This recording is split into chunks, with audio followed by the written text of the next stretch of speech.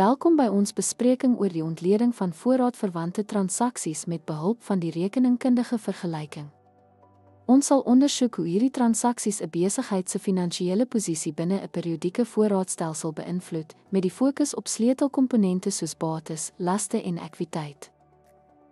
Wanneer voorraad aangekoop word, verhoog dit die bates van 'n besigheid.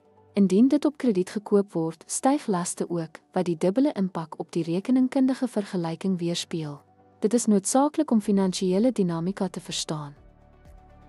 Aan die einde van 'n periode, die koste van verkope verminder voorraad, wat bates en ekwiteit beïnvloed. Hierdie vermindering in winste beklemtoon die belangrikheid van akkurate voorraadopsporing om 'n duidelike finansiële prentjie te handhaaf.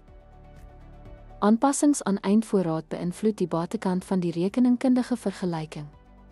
Hierdie aanpassings is noodsaaklik aangesien hulle word in die finale finansiële state weerspieël, wat 'n akkurate voorstelling van 'n besigheid se finansiële status verseker. Ten slotte, die ontleding van voorraadverwante transaksies deur middel van die rekeningkundige vergelyking is noodsaaklik vir besighede.